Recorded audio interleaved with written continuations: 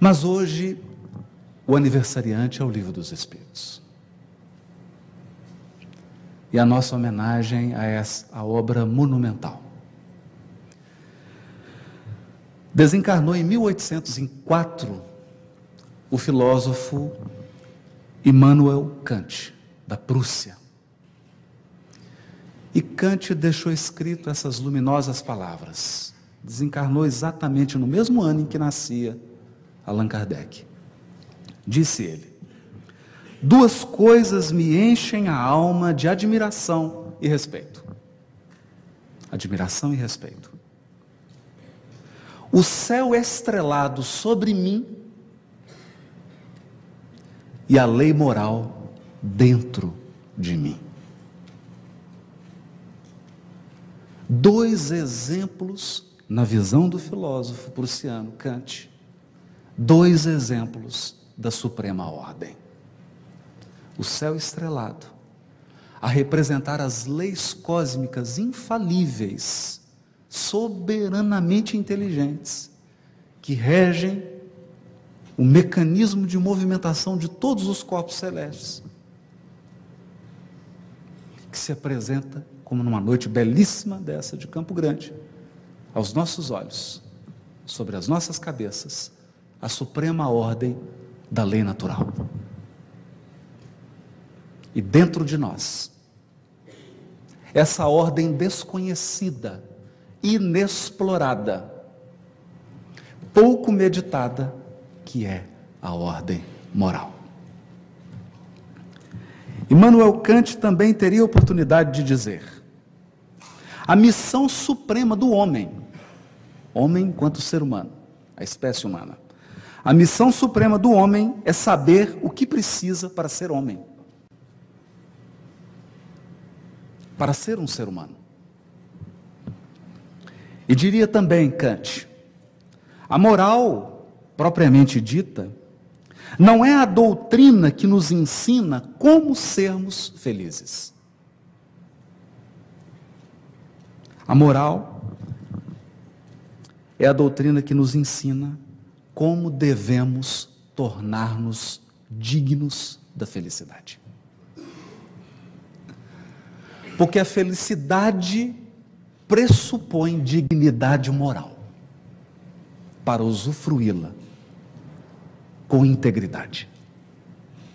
Pensando nessas páginas de Kant, nos voltamos para o nosso tema: as leis morais e o Evangelho.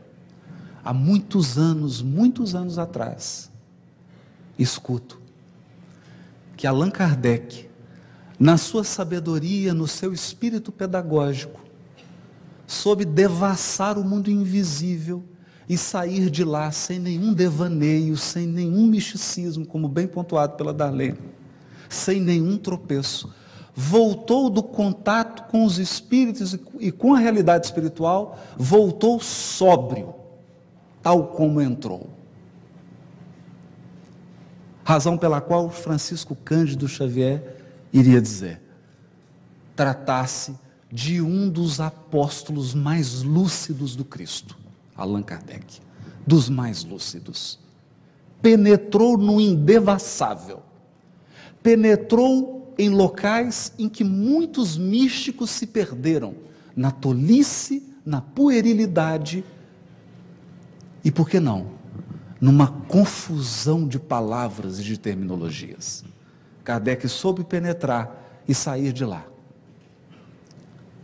com essa portentosa obra que é o Livro dos Espíritos, com uma didática que com certeza, seguramente, deixou muito feliz o seu orientador Pestalozzi.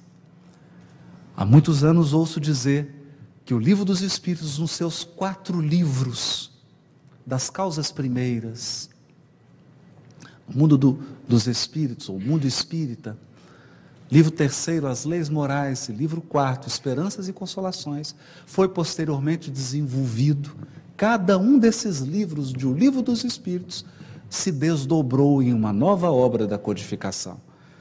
Assim, o livro 1º, das causas primárias, teve o seu desenvolvimento no livro A Gênese. O livro segundo, do mundo espiritual, teve o seu desenvolvimento no livro dos médiuns. O livro quarto, Esperanças e Consolações, teve o seu apogeu, a sua explicação, na obra Céu e Inferno. E o livro terceiro, As Leis Morais, teve o seu desenvolvimento, a sua explicação, na portentosa obra O Evangelho segundo o Espiritismo. Confiando então nessa relação, preparamos a nossa reflexão da noite. Mas, sabedores de que Kardec enumerou diversas leis morais, tivemos a ousadia aqui de agrupar essas leis morais em 3 conjuntos. 3 conjuntos. É um critério. Não estamos impondo nenhum critério. É apenas uma maneira para facilitar a nossa reflexão e a nossa reverência ao terceiro livro, de O Livro dos Espíritos. No primeiro grupo, então, estariam aquelas leis que dizem respeito à relação do homem com Deus.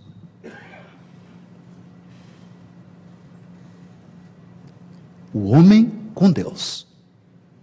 No segundo grupo estariam as leis que dizem respeito à relação do homem, do ser humano, consigo mesmo. E no terceiro conjunto, as leis que dizem respeito à relação do homem, do ser humano, com o próximo. Do ser humano com outro ser humano. O homem com Deus, o homem consigo mesmo e o homem com seu próximo. 3 blocos. No primeiro bloco, então, teríamos 2 leis, as relações do homem com Deus. A primeira delas, capítulo 1 do livro terceiro, a lei divina ou natural. E capítulo 2, lei de adoração. Selecionamos algumas frases para que a gente possa mergulhar nesse universo dessas 2 leis morais, lei divina natural, lei de adoração, que dizem respeito à nossa relação com o nosso Criador, com Deus. Leremos na questão 614, a lei natural é a lei de Deus. Portanto, o astrônomo munido de um grande telescópio que estuda a cosmologia, que estuda o movimento dos astros, a constituição dos mundos, dos sóis, está estudando lei de Deus. Uma revolução. Porque acreditávamos que estudávamos a lei de Deus apenas quando abríamos livros sagrados. Vem então o Livro dos Espíritos trazer uma nova perspectiva para o progresso humano. Estuda a lei divina quem olha para a natureza. Assim, o físico, o médico, o biólogo, o farmacêutico, o engenheiro, o agrônomo, estão em um trabalho de estudo da lei divina. A lei natural é a lei de Deus, questão 614. Na 615, a lei de Deus, dizem os Espíritos, é eterna e imutável, como o próprio Deus. Não uma lei sujeita a caprichos, não um Deus temperamental, agora um Deus inteligência suprema, amor supremo, que em função da sua perfeição, cria leis perfeitas, imutáveis, eternas. Questão 617. Extraordinária. Todas as leis da natureza são leis divinas, visto que Deus é o autor de todas as coisas. Deus é o autor de todas as coisas. O sábio estuda as leis da matéria. O homem de bem estuda e pratica as leis da alma. Kant deve ter voltado do mundo espiritual e aplaudido. Porque é exatamente esse o sonho dele. Não sei se ele imaginava que a ordem sobre a sua cabeça e a ordem dentro do seu coração eram a mesma lei. O que os Espíritos dizem aqui é que o físico quântico e o espírita estudando o Evangelho segundo o Espiritismo estão fazendo a mesma coisa. A mesma coisa. Porque não existe um Deus que cria as leis da física e um Deus que cria a lei moral. O autor é o mesmo. E se eu não estiver enganado, se eu estiver, por favor, me corrija. Identifica-se um autor pelo seu estilo. Deus deixa gravado na sua obra, imutável e eterna, os seus atributos. Os atributos da divindade estão inscritos nas leis naturais e nas leis morais. Observar o átomo e observar o coração do ser humano é acessar os atributos da própria divindade. Questão 624. O verdadeiro profeta é um homem de bem, inspirado por Deus. Podeis reconhecê-lo pelas suas palavras e pelos seus atos. Profeta? Como assim? Como que Kardec salta, está falando da lei natural e começa a falar em profeta? Isso está na primeira lei moral, lei divina ou natural. É porque exatamente essa é a proposta extraordinária do Espírito de verdade para a humanidade. Não há diferença entre lei natural e lei moral. Há missionários que encarnam para revelar aspectos da lei natural, quanto há missionários que encarnam para revelar aspectos da lei moral, mas são os mesmos, é a mesma lei, porque é um só autor. É um ordenamento jurídico, como dizemos na nossa área. Um ordenamento jurídico, você tem direito penal, tem direito administrativo, tem direito civil, mas é o mesmo ordenamento. Aqui também. Portanto, é importante identificar o profeta. E como se identifica um profeta? Profeta no sentido figurado, daquele que vem revelar algum aspecto da lei, pelo seu caráter, pelo seu comportamento, pela sua coerência, Podeis reconhecê-los pelas suas palavras e pelos seus atos. Porque as palavras de um missionário têm que refletir a grandeza da lei divina. E os seus atos têm que mostrar a coerência e observância dessas mesmas leis. Senão, ele é um mentiroso. E assim termina a questão 624. Deus não pode se servir da boca de um mentiroso para ensinar suas leis, dizem os Espíritos. Na questão 649, já entrando na lei de adoração, sim, a lei de adoração, a adoração é uma lei.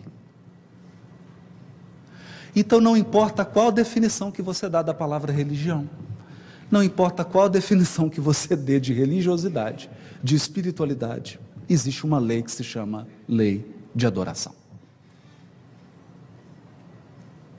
E essa lei está inscrita dentro de você. É uma lei divina ou natural. Mas, indaga Kardec, em que consiste a adoração? Num conjunto de papiros sagrados, de livros? Numa hierarquia sacerdotal? Num conjunto de dogmas? Num amontoado de rituais e de crenças e de observâncias? Será? É assim que expressamos essa lei moral dentro de nós? A lei de adoração? Não. Dizem os Espíritos.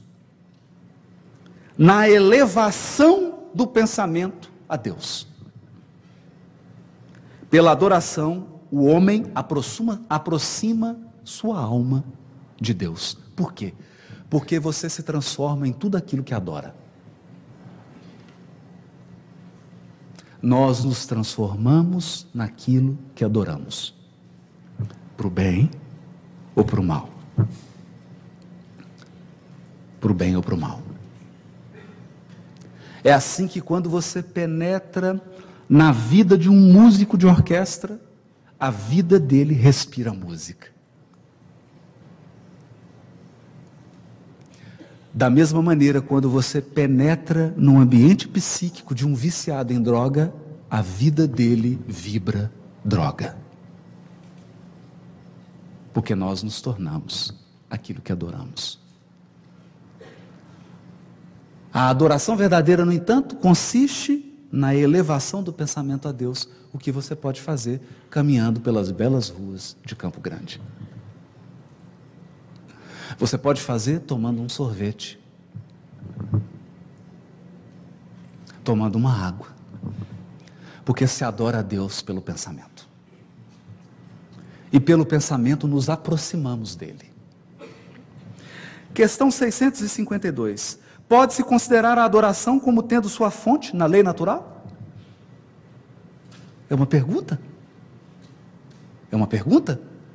Porque equivale a dizer: religiosidade, buscar a Deus, é uma crença? É um costume social? É um ensino das escolas? Ou é uma lei natural? Dizem os Espíritos. Ela faz parte da lei natural, pois resulta de um sentimento inato no homem. Inato. Independe de onde você nasceu, da língua que você fala, da cor da sua pele e da educação que você recebeu. É um sentimento inato. É por isso que encontramos a adoração entre todos os povos, embora de formas diferentes, porque as formas variam ao infinito. Sempre. Questão 653. A verdadeira adoração é a adoração do coração. Em todas as vossas ações, lembrai-vos sempre de que o Senhor vos observa. Deus é o grande observador. Ele é a presença imutável e eterna. Ele é a grande presença. Ele está sempre presente. Sempre. É a única testemunha que nunca sai.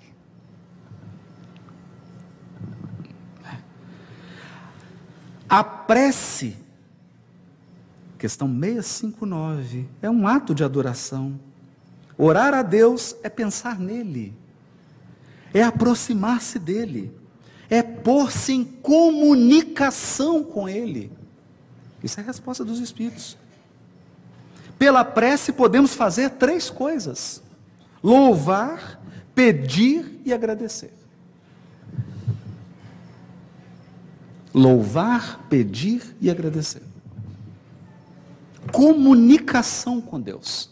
A prece, então, a partir da questão 659 do Livro dos Espíritos, é elevada a um patamar nunca dantes abordado. Porque a prece sempre foi vista, na maioria das vezes, como um trecho de uma liturgia religiosa. Aqui o Livro dos Espíritos retira a prece do ambiente litúrgico e devolve a prece ao seu local de origem. Um ato de comunicação. Comunicação com o próprio Deus, pelo pensamento. Pois bem, aí está a lei divina natural e a lei de adoração, dizendo dos nossos deveres para com Deus. Evangelho segundo o Espiritismo. Kardec irá desenvolver essas 2 leis morais em alguns capítulos. É a nossa proposta. Capítulo 1, não vim destruir a lei. Como termina? Qual o último item do capítulo 1 de O Evangelho segundo o Espiritismo? A aliança entre a ciência e a religião. Por quê? A aliança entre a ciência e a religião. Porque a lei natural e a lei divina é a mesma. Então são apenas dois enfoques diferentes, por que eles têm que brigar? Por que nós temos que ter uma religião tola, cega, fanática, e uma ciência soberba, orgulhosa, prepotente? Por que não um cientista humilde, comprometido com a verdade? E por que não um religioso menos fanático, mais esclarecido, mais educado? Por que não um diálogo? Esse é o capítulo 1, não vim destruir a lei. Capítulo 2, meu reino não é deste mundo. Por quê? Porque exatamente no primeiro capítulo da lei moral, a primeira lei moral, que é a lei divina ou natural, é lá dentro que está a questão 625. Qual o tipo mais perfeito que Deus tem oferecido ao homem para lhe servir de guia e modelo? E a resposta é: vide Jesus. É lá, na primeira lei moral, Jesus aparece lá. E se você for cuidadoso o suficiente, já aparece na primeira edição do Livro dos Espíritos, quando tinha apenas 530 questões. É claro que a 625 não era 625, era 330 alguma coisa. Mas está lá. Por quê? Por quê? Porque não se pode falar de moral sem falar de paradigma. Porque moral é conduta. E para examinar conduta, você precisa de um paradigma. E o paradigma da prática da lei moral no orbe terreno é Jesus. Ele soube reunir nas suas palavras, nos seus sentimentos, nas suas atitudes, nas suas ações, na sua vida, a maior, a mais portentosa exemplificação de todas as leis morais. Ele é a lei moral andando entre nós. A lei moral viva. Aquela que está dentro de mim, dentro de você. Só que nele deixou de ser potência e virou ato. Deixou de ser potencialidade e virou atributo. Nós temos a lei moral em nós, como semente. Em Jesus já é uma árvore frutífera. Por isso o capítulo 2, meu reino não é deste mundo, que termina com o depoimento de uma rainha desencarnada, que vai falar sobre a realeza de Jesus. Realeza. Porque se existe um diferencial na sociedade entre reis e plebeus, no mundo espiritual, o que nos distingue é a nossa elevação moral e intelectual. Essa é a verdadeira realeza. Capítulo 3, há muitas moradas na casa de meu pai? Claro. Por que esse capítulo tem a ver com a lei divina e natural, com a lei de adoração? Porque agora nós saímos do sistema tribal de adoração. O que é o sistema tribal de adoração? A minha religião está ligada à minha língua. A minha religião está ligada à minha cor da pele. A minha religião está ligada à minha cultura. As religiões do mundo são tribais. Tribais. Elas acreditam em um Deus personalizado. E um Deus, vamos usar a linguagem moderna, customizado. Né? Então vocês já perceberam como é que existe o Jesus alemão? Tem o Jesus alemão. Né? Tem o Jesus francês. E aí a gente muda a cor do olho, muda a cor da pele, muda o cabelo, muda os hábitos dele, para adequar a nossa tendência. E quando não ocorre o pior, nós criamos uma linha demarcatória entre aqueles que fazem parte da nossa religião tribal e aqueles que não fazem parte e que têm que ser destruídos. Nesse capítulo de O Evangelho segundo o Espiritismo, há muitas moradas na casa de meu pai. A humanidade recebe um convite, a religião cósmica do amor e da verdade. Eu tenho certeza absoluta que o dia que um habitante de outro mundo se comunicar conosco, ele já leu o Livro dos Espíritos. tenho a menor dúvida disso. A menor dúvida.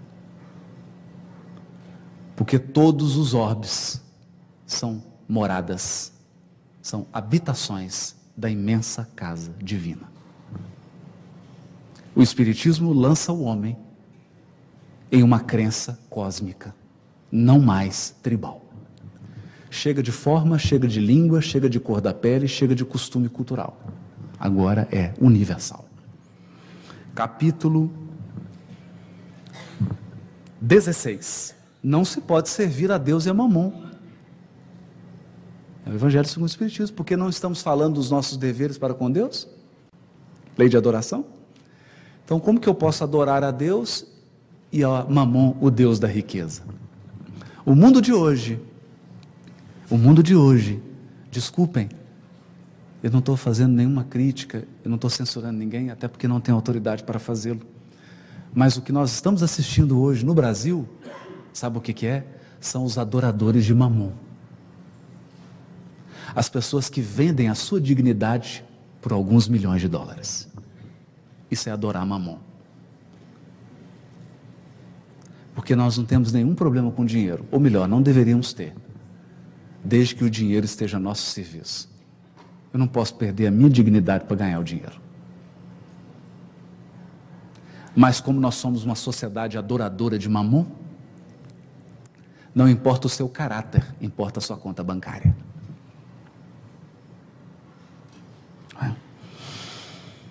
Capítulo 19, a fé transporta montanhas. Sim, transporta montanhas.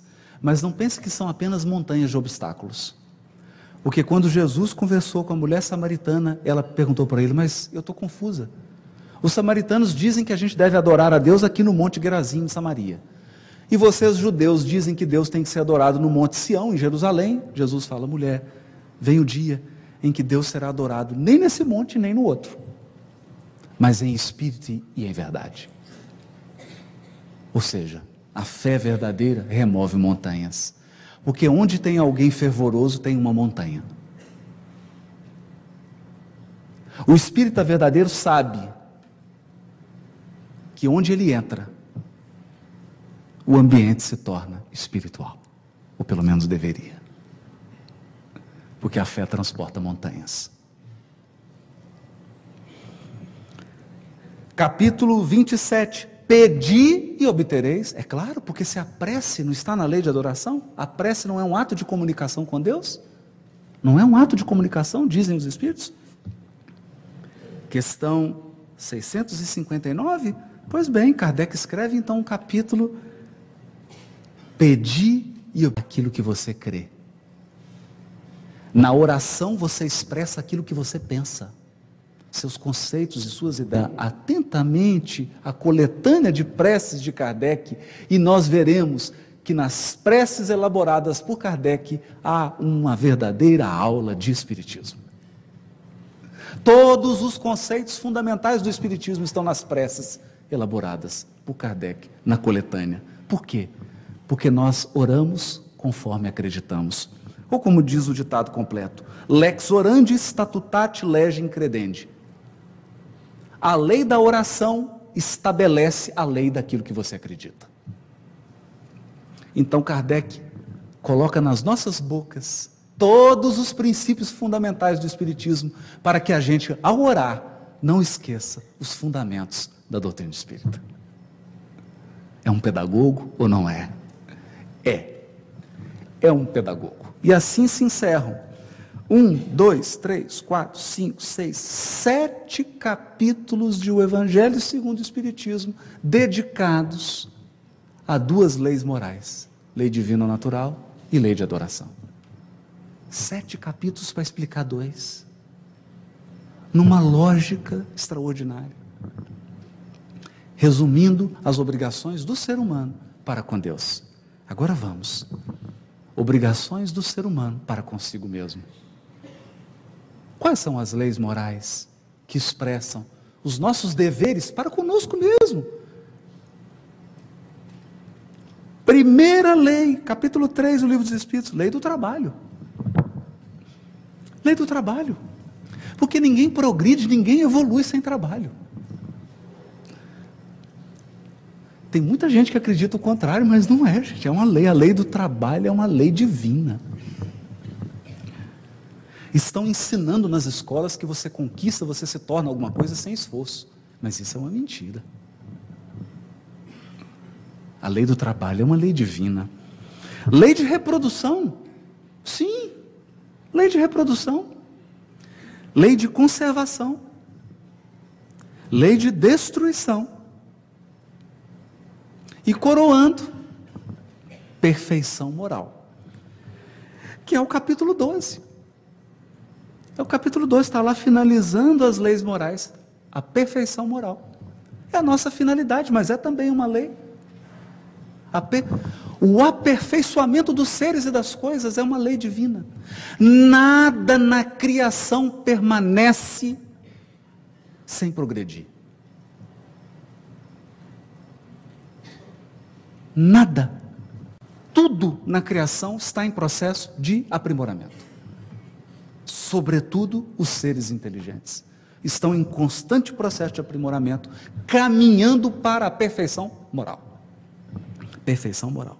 Então, lei do trabalho, lei de reprodução, lei de conservação, lei de destruição e perfeição moral são aquele conjunto de leis que expressam os nossos deveres para conosco mesmo. É os deveres que eu tenho para comigo.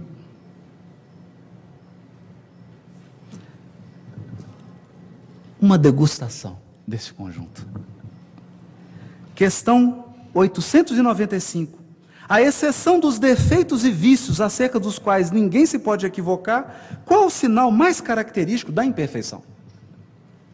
Quando eu li essa questão, eu fiquei confuso, porque eu falei, meu Deus, se tirar os defeitos, tirar os vícios, não sobra nada, só sobra coisa boa. Não. Sobra ainda o elemento fundamental. O abuso que dela se faz é que causa o mal. Então, o orgulho é o excesso da autoestima. O egoísmo é o excesso do interesse pessoal. Todas as demais paixões são excessos. Na base das paixões, há sentimentos e potências dignas de serem desenvolvidas. Mas elas precisam de quê? Questão 917. Serem tratadas como cavalos bravos, dizem os Espíritos, que precisam ser domados. Questão 917, os Espíritos dizem assim, de todas as imperfeições humanas, a mais difícil de extirpar é o egoísmo. Egoísmo, que é o apego excessivo da alma ao próprio bem. Apego excessivo da alma ao próprio bem. Porque resulta da influência da matéria, influência de que o homem, ainda muito próximo da sua origem, não pôde libertar-se, já que tudo concorre para mantê-la. Olha o que os Espíritos estão dizendo. Tudo contribui para desenvolver o egoísmo em nós. Sua organização social, sua educação, suas leis. Tudo. As nossas leis, a nossa organização social, a nossa educação contribuem para desenvolver o nosso egoísmo.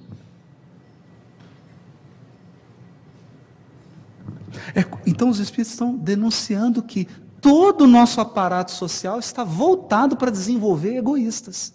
Então por que nós estamos nos assustando com os acontecimentos? Por quê? Se a nossa sociedade é uma sociedade que forma egoístas. Toda vez que nasce uma criança, os Espíritos falam assim, mais um egoísta que vai ser formado. Mais um. Não é? Mais um.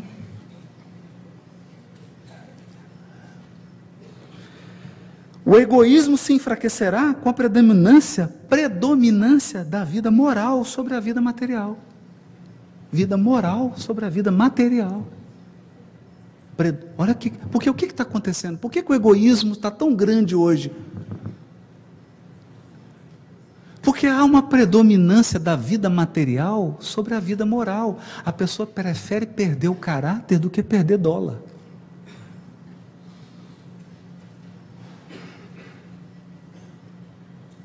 Entende?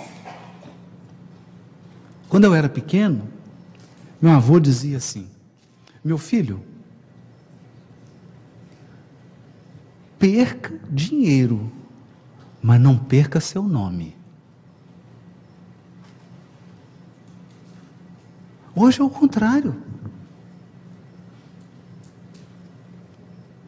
Hoje a mensagem silenciosa é: filhinho, perca tudo, menos dinheiro. Não é? Porque o dinheiro aqui como símbolo daquele elemento que nos propicia um mergulho delicioso na vida material. Entende? Um mergulho maravilhoso. Você encarna e olha a expressão de Emmanuel, abre aspas. A gente encarna e se afoga na carne. Se afoga. Se afoga. Isso você só sai do afogamento quando desencarna. Aí toma um susto. Não é? Então tá. Sobretudo, olha só. Então o egoísmo se enfraquecerá com a compreensão que o Espiritismo vos dá sobre o vosso estado futuro real, e não desfigurado por ficções alegóricas. Então a doutrina espírita não trabalha com ficção alegórica.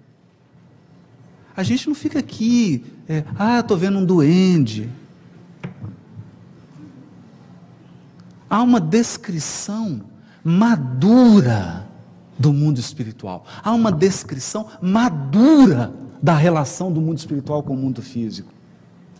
Então, quem se aprofunda no estudo da doutrina, amadurece no trato com a questão espiritual. Amadurece. E esse amadurecimento leva a uma perspectiva de vida futura. Perspectiva de vida futura. Então eu alinho a minha vida atual com a vida futura. Eu alinho. Porque eu estabeleço uma cadeia de prioridade. De prioridade. Eu não coloco aquilo que é temporário, aquilo que é perecível como prioritário. Porque eu sei que eu vou perder. Então esse é o papel educativo. Então Kardec pega essas leis morais, que são 5, lei do trabalho, lei de reprodução, lei de conservação, lei de destruição e perfeição moral, e as desenvolve no Evangelho segundo o Espiritismo. São as leis que dizem respeito à nossa relação, a relação do homem consigo mesmo. Quais são os capítulos? Olha que interessante. Desenvolvendo o capítulo da perfeição moral, Kardec estabelece capítulos 5, 6, 7, 8, 9 e 10 do Evangelho segundo o Espiritismo. Quais são esses capítulos? As bem-aventuranças. Bem-aventurados os aflitos, os pobres de espírito, os que têm puro coração, os mansos e pacíficos e os misericordiosos. Porque essas bem-aventuranças são exemplos de atributos da pessoa que está a caminho da perfeição moral. Então não é apenas um... Eu vou ficar parecendo aqui torcedor de tiete, de camisa, né? Mas tem hora que dá vontade de tietar mesmo o Livro dos Espíritos. Eu vou fazer o quê? Eu não torço para nenhum time, então torço para o Livro dos Espíritos. Então aqui a gente tem que fazer uma tietagem, porque é uma consistência. Você compara que os capítulos do Evangelho segundo o Espiritismo, o capítulo do Livro dos Espíritos, é de uma consistência. É de uma solidez. É algo que a humanidade nunca teve. Todos os demais filósofos, todos os demais sistemas apresentaram propostas fragmentárias. Aqui nós temos uma apresentação robusta, consistente. Eu não estou dizendo que ela não está aberta a crescer e a progredir, não é isso, nós não somos fundamentalistas. Mas a base está mais do que consistente. Ele fala da perfeição moral e aqui desenvolve 1, 2, 3, 4, 5, 6 capítulos do Evangelho segundo o Espiritismo para esclarecer, detalhar em que consiste a perfeição moral. Então, perfeição moral consiste em ser humilde, ser resignado, ter um coração puro, ser manso, ser pacífico e ser misericordioso, para que ninguém tenha dúvida do que tem que adquirir. Não é? E aí ele desenvolve mais, capítulo 17, sede perfeitos. Então há um capítulo no Evangelho segundo o Espiritismo para desenvolver o capítulo perfeição moral.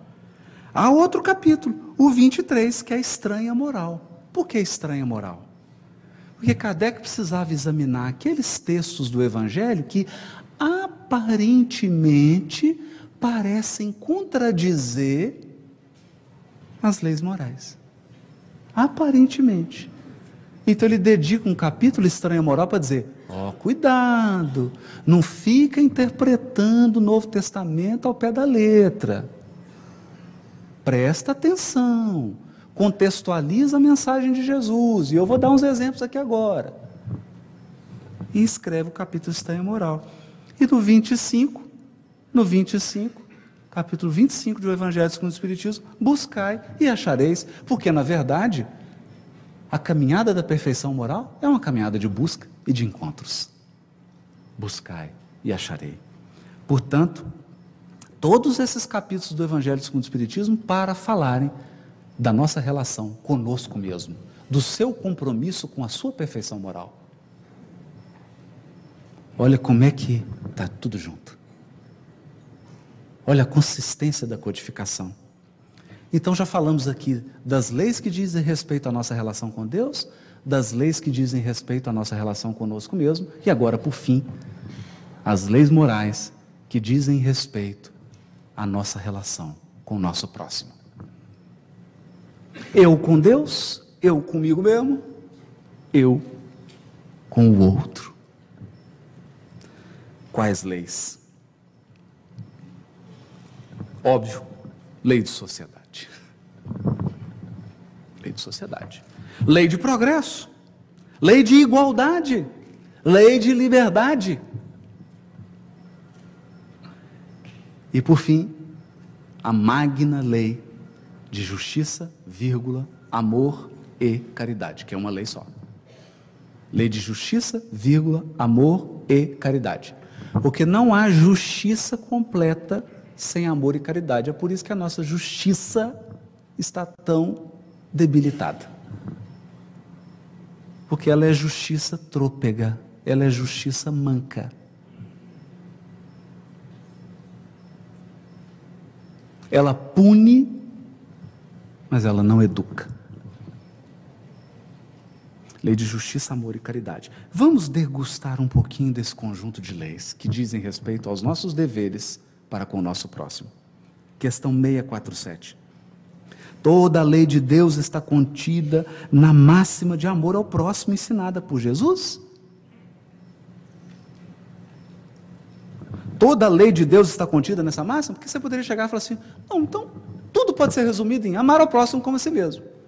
Está certo isso? Aí os espíritos dão um puxão de orelha. Dizem assim, certamente essa máxima encerra todos os deveres dos homens uns para com os outros.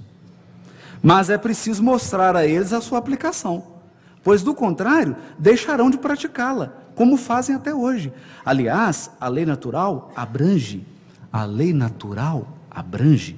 todas as circunstâncias da vida. E essa máxima, que é amar ao próximo como a si mesmo, é apenas uma parte da lei. Os homens necessitam de regras precisas. Os preceitos gerais e muito vagos deixam muitas portas abertas à interpretação. Então é como se ele dissesse assim, nós vamos explicar tudo, como diz lá na minha terra, tintim por tintim. Explicar tudo, detalhado. Até repetitivo, para que não tenha dúvida. Para que não tenha dúvida. Questão 879. Qual seria o caráter do homem que praticasse a justiça em toda a sua pureza? Praticasse a justiça em toda a sua pureza. Qual seria o caráter dessa pessoa? Está falando de justiça. Aí os Espíritos respondem: o do verdadeiro justo, vírgula, a exemplo de Jesus, vírgula. Porque praticaria também o amor ao próximo e a caridade, sem os quais não há verdadeira justiça. Então, não há verdadeira justiça onde não há amor e caridade. É simples. É simples. Se eu pego só justiça, eu não preciso dizer mais nada. Nós estamos agora com o Estado do Brasil, com a intervenção do Exército na penitenciária. Precisa dizer alguma coisa? Precisa dizer alguma coisa? Darcy Ribeiro, na UNB, fez o seguinte discurso para as autoridades que estavam presentes numa cerimônia na própria UNB: senhores políticos e administradores, eu vos conclamo a investirem na educação, porque senão faltará recursos públicos para a construção de presídios, de tantos que eles serão, de tantos que eles serão. Então nós optamos por uma política social de construção de presídio e não por uma política social de adequação e de construção de escolas. Por quê? Porque acreditamos numa justiça manca, numa justiça cega. Não precisa nem ter a venda nos olhos, ela já é cega. Por que é cega? Porque não tem amor nem caridade. Mas não é pieguismo, não. Não é pieguismo. Quando o Décio recebe um doente com uma infecção gravíssima, que pode matar todos os pacientes da CTI, você acha que ele faz o quê? Fala: ô gente, vem cá, todo mundo, vamos abraçar o doente? Claro que não. Ele isola o doente, trata o doente. É uma infecção grave. Até ele, médico, pode morrer. Então o que a gente faz quando alguém foi infectado pelo vírus mais poderoso e mais maléfico da humanidade, que é o vírus do crime? Você isola e trata. Sem pieguismo, mas com amor e caridade. Qual o verdadeiro sentido da palavra da caridade? Tal como Jesus a entendia. Essa é famosa. 886. Benevolência para com todos, indulgência para as imperfeições dos outros, perdão das ofensas. Por quê? Porque a caridade é o supremo testemunho de respeito ao outro.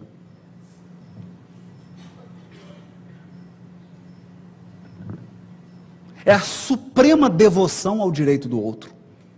Por isso que ela se ergue nesse tripé: benevolência, indulgência e perdão.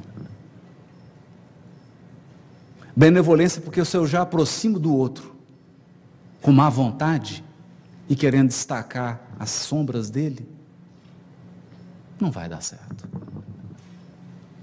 Indulgência porque se eu não tenho paciência para com as imperfeições do meu próximo, quem terá com as minhas? E como é que se educa alguém sem paciência com os erros e com as imperfeições? E perdão, porque toda criatura imperfeita fere como um escorpião. Toda criatura imperfeita fere como um escorpião. Então, se você não tiver perdão, você não consegue viver a lei de sociedade. Você se isola e vai viver numa ilha deserta. Robinson Crusoe. Para que ninguém fira você. Para que ninguém te magoe. Para que ninguém te afronte. Para que ninguém te critique. Você vai viver isolado. Então, Kardec desenvolve essas leis no capítulo 6. O primeiro capítulo que vai desenvolver a lei de sociedade, lei de progresso, lei de igualdade, lei de liberdade, lei de justiça, amor e caridade. Qual capítulo? O Cristo Consolador, é claro. Porque se Jesus é o tipo mais perfeito que Deus tem oferecido ao homem para servir de guia e modelo, ele haverá de ser também o maior modelo de caridade. E ele o é. Sabe por quê? Porque ele é um Cristo Consolador.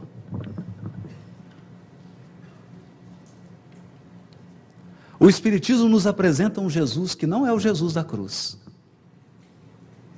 Não é o Jesus da Páscoa. Não é o Jesus dos ovinhos, muito menos dos ovinhos de Páscoa. O Jesus que o Espiritismo nos apresenta é o tipo, o modelo, o CEO da Terra. O comandante da embarcação, o presidente da companhia e o educador por excelência. Portanto, ele nos ensina a lei de justiça, amor e caridade, sendo ele mesmo o Consolador, o Cristo Consolador.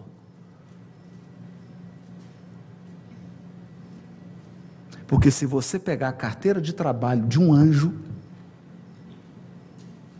eu nunca peguei não, mas me disseram. Você abre, está lá escrita a função dele. Sabe qual que é a função dele? Sabe qual que é o trabalho dele? Caridade. Caridade. O ofício dos espíritos puros é presidir, cooperar, coordenar e auxiliar os que não são puros. Porque senão, os mundos ditosos seriam de um tédio absurdo. Não é? Você imagina, eu acordo e falo assim, André, meu querido, o que nós vamos fazer hoje? Nada, você é puro, eu também.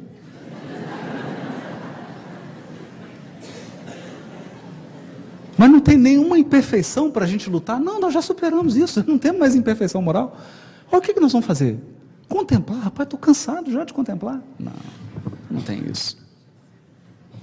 Os anjos e os espíritos puros se mobilizam num intenso trabalho de tutoria. Porque só pode ensinar quem já percorreu. Você só leva até onde você foi. Nem mais nem menos. Você só leva até onde você foi. Então, Cristo Consolador, capítulo 11. Amar o próximo como a si mesmo. Capítulo 11 do Evangelho segundo o Espiritismo. Capítulo 12. Amai os vossos inimigos. Claro, não pode ter perfeição moral se eu amo só amigo. Tem que amar os inimigos. Mas na justa acepção do termo amar. Na justa acepção do termo amar, que não é amor hollywoodiano. Capítulo 13, não saiba a vossa mão esquerda o que dá a vossa direita. Aí tem uma série de capítulos agora do Evangelho segundo o Espiritismo, que vai nos ensinar como cumprir a lei de justiça, amor e caridade.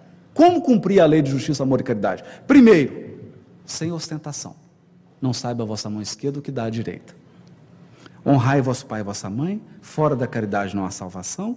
Muitos os chamados, poucos os escolhidos, porque nós não estamos na lei de sociedade. Esse conjunto de leis aqui não tem a lei de sociedade? Então há uma seleção natural dos habitantes da terra. Os trabalhadores da última hora, claro. Não é lei do progresso? Trabalhadores da última hora. Haverá falsos cristos e falsos profetas. E aqui eu queria me deter. Eu queria me deter num ponto.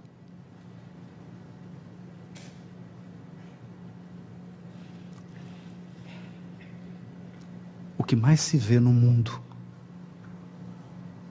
o que mais se vê, é a pessoa trocando diamante por cascalho.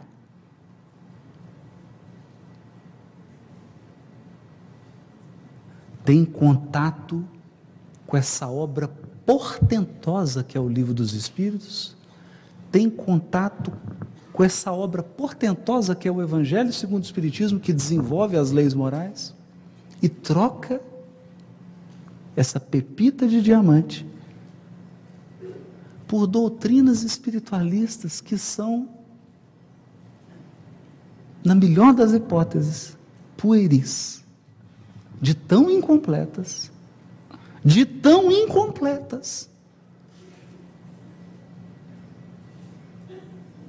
Nós falamos aqui, Kardec dedicou um capítulo a muitas moradas na casa do meu pai.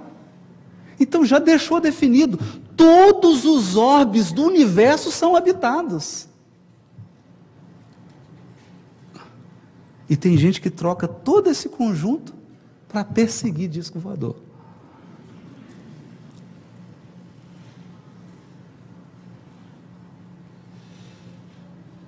Se apega a um detalhe e transforma aquilo numa coisa. Quando ele tem um conjunto. Então era preciso advertir, haverá falsos cristos e falsos profetas. E hoje eu posso dizer com a maior convicção, sabe qual que é a característica do falso Cristo, do falso profeta? É que ele te faz acreditar que a parte é o todo. Ele te faz acreditar que a parte é o todo. Então dizem que certa vez o diabo resolveu passear pelo Mato Grosso do Sul. O diabo mesmo, o Satanás. E o Satanás passeava por Campo Grande com um ajudante e um saco nas costas. Então ele foi caminhando pela Afonso Pena e ia jogando uma mentira. Mas o discípulo, que era um aprendiz de diabo, ficava numa felicidade. Né? Porque sempre tinha um desatento que pegava a mentira. Mas era pouco. Porque o pessoal aqui de Campo Grande é bem inteligente. Falava assim, mas tinha um mais desavisado, estava mais distraído, pegava uma mentira. De repente, ele chega num ponto e tinha uma aglomeração enorme de pessoas, o olho do diabo brilha. E ele então tira do saco uma meia verdade e joga. Meu Deus, foi igual noiva jogando buquê. Mas houve uma aglomeração de gente para pegar a meia verdade, e o discípulo falou assim, mas diabo, você está jogando uma meia verdade? Ele falou assim, meu filho, é pior do que uma mentira. Por que é pior que uma mentira? Porque você se apega à parte verdadeira e engole a parte falsa.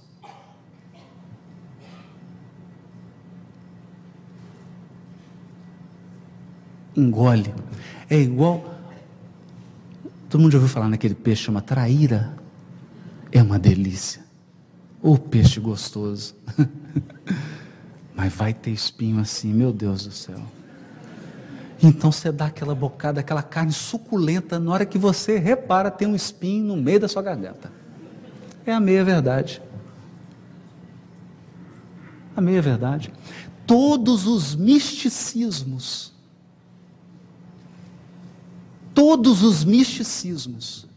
são um misto de verdade e mentira. Te dão um pedacinho de verdade para você engolir um caminhão de mentira. Capítulo 22. Não separeis o que Deus uniu. Porque aqui está falando, olha, lei de sociedade, lei de progresso, lei de igualdade, de liberdade. Então, diz respeito a uma responsabilidade que eu tenho com o outro. Sobretudo na relação afetiva. Capítulo 24. Não ponhais a candeia debaixo do alqueire. Porque todos nós somos trabalhadores do progresso e herdeiros do progresso. Ninguém tem o direito de amealhar luzes e guardar para si só. Todos temos o dever de espalhar as luzes que nós recolhemos. E termina com dai de graça o que de graça recebestes. Mostrando que a prática da lei de justiça, amor e caridade tem que ser uma prática desinteressada. Por quê? Porque a maior marca da imperfeição moral é o interesse pessoal. Se eu misturo o interesse pessoal com a prática da caridade, aí fica uma coisa esquisita, estranha. E assim, encerra-se o Evangelho segundo o Espiritismo, que explicou, item a item, todas as leis morais. E nós encerramos repetindo com Kant: duas coisas nos enchem de admiração e respeito: o céu estrelado sobre nós, com a sua ordem, a lei natural, as leis da física, da química, da biologia, da cosmologia, todas as leis naturais, e a lei moral dentro de nós. Enquanto espíritos milenares, nós podemos fugir dessas leis, podemos fugir e fazer de tudo, mas elas estão dentro de nós, e chega uma hora que elas se impõem, porque fazem parte da nossa natureza. Deixar de cumprir essas leis morais é deixar de ser nós mesmos, é abdicar da nossa própria essência. Então, meus amigos, quando nós falamos de Jesus,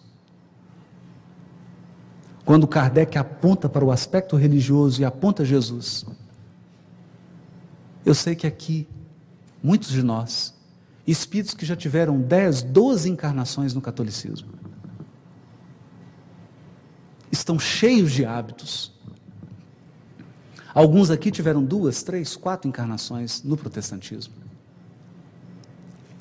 Outros aqui, dezenas de encarnações no judaísmo, na religião muçulmana. Então é natural que a gente estranhe isso aqui tudo. E é natural que a gente encontre, mesmo no movimento espírita, umas abordagens um pouco exóticas de Jesus. Mas aqui nós temos que reconhecer, para fechar, lei moral e o Evangelho. Ao traduzir o Novo Testamento, eu aprendi algo que mudou a minha perspectiva. No 2º capítulo do Evangelho de Lucas, Lucas diz assim: o Evangelho de Deus. E eu sempre aprendi, porque nasci numa família, fui catequizado, fiz crisma, né? Mês depois de eu fazer crisma, recebi um livro Nosso Lar, me tornei espírita, logo que acabei de ler o livro. Por desespero da minha mãe, né? Então eu acreditava que o Evangelho é de Jesus. Eu tinha essa ideia. E pior, eu confundia Evangelho com os livros do Evangelho. Então eu achava que Evangelho é Mateus, Marcos, Lucas, João, Evangelho apócrifo. Percebe? Eu confundia o livro com o Evangelho. E achava que o Evangelho é de Jesus. Não. O Evangelho é de Deus. E Deus não tem mão. Não tem boca. Não se assustem com isso. Nem dente, nem nada. Deus é incorpóreo, questão 13 do Livro dos Espíritos. Incorpóreo, ele não tem mão, então ele não escreve. Deus não escreve nada. Então como é que ele mandou o Evangelho para a gente? Sabe qual que é o Evangelho de Deus? É a própria pessoa do Cristo.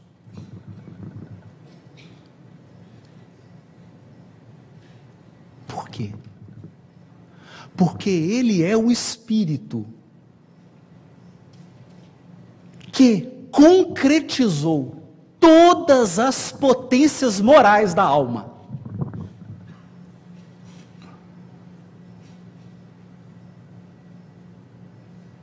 Concretizou. A figura dele é a síntese da lei moral. Por isso, para nós, ele é guia. Por que guia? Porque ele já completou o percurso que nós estamos iniciando, que é o percurso da perfeição moral. Ele já completou. Eu não sei você, eu prefiro um guia que saiba o caminho. Mas é uma preferência pessoal. Já passei muito aperto, principalmente em Natal, terra do André.